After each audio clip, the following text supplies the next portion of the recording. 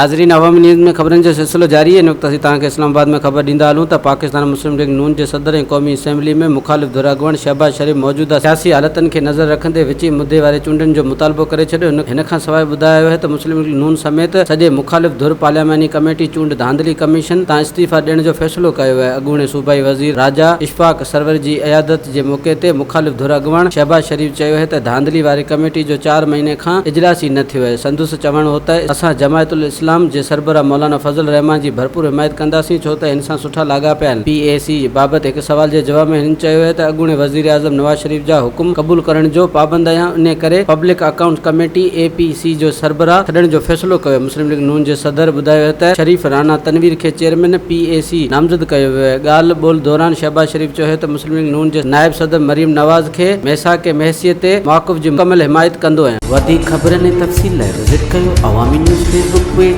YouTube page ऐं अवामी news website.